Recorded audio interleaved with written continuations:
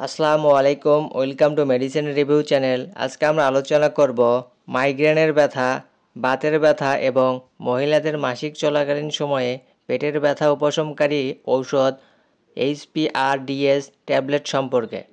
HPRDS ট্যাবলেটটি কী কাজে সেবন করতে হয়, এর পার্শ্ব প্রতিক্রিয়া কী, কতটুকু সেবন করতে হবে, গর্ভাবস্থায় ও স্তন্যদানকালে এর ব্যবহার সম্পর্কে বিস্তারিত আলোচনা করব।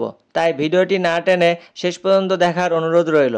আপনি যদি আমাদের চ্যানেলে নতুন হয়ে থাকেন এবং ভিডিওটি যদি কোনো উপকারে আসে তাহলে চ্যানেলটি সাবস্ক্রাইব করবেন এবং পাশে থাকা বেল আইকনটি প্রেস করবেন। চলুন কথা না বাড়িয়ে HPRDS ট্যাবলেটটি সম্পর্কে বিস্তারিত আলোচনা করি। 500 মিলিগ্রাম মেফিনামিক অ্যাসিডের সমন্বয়ে HPRDS ট্যাবলেটটি প্রস্তুত করা হয়। এর উৎপাদনকারী কোম্পানি হচ্ছে প্যাসিফিক ফার্মাসিউটিক্যাল লিমিটেড। প্রতিটি ট্যাবলেটের বর্তমান বাজার মূল্য 60 টাকা।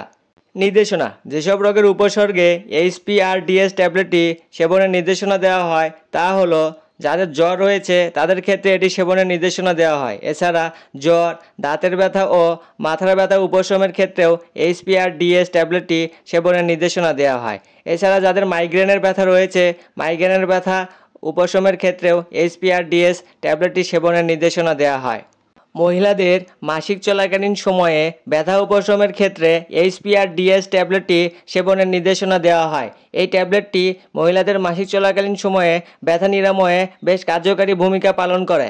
এছাড়া বাতের ব্যথা, কম থেকে মাঝারি মাত্রার ট্রমাটিক ব্যথা, কোমরের ব্যথা, তরুণ বয়সে দীর্ঘদিন ধরে বাতের ব্যথা উপশমের ক্ষেত্রেও HPRDS ট্যাবলেটটি সেবনের নির্দেশনা দেওয়া হয়। ফার্মাকোলজি: এতে রয়েছে মেফিনামিক অ্যাসিড, যা নন স্টেরয়েডাল ব্যথানাশক, জ্বরনাশক এবং প্রদাহনাশক হিসেবে কাজ করে। এটি প্রোস্টাগ্ল্যান্ডিন এর উপর দুইভাবে কাজ করে। এটি প্রোস্টাগ্ল্যান্ডিন তৈরির জন্য দরকারি এনজাইম প্রোস্টাগ্ল্যান্ডিন সিনথেটেসকে বাধা দেয় এবং প্রোস্টাগ্ল্যান্ডিন এর জন্য কার্যক্ষমতাকে কমিয়ে দেয়। মাত্রা ও সেবন বিধি: বয়স্কদের জন্য 500 মিলিগ্রাম করে দিনে সর্বোচ্চ 3 বার সেবন করা যেতে পারে। পরবর্তীতে মাত্রা কমিয়ে 250 মিলিগ্রাম করে দিনে 3 বার সেবন করা যেতে পারে। যেহেতু বয়স ও শরীরের কন্ডিশনের উপরে ওষুধের মাত্রা ক্রিয়া করে, তাই সেবনের পূর্বে অবশ্যই একজন বিশেষজ্ঞ চিকিৎসকের পরামর্শ অনুযায়ী সেবন করবেন।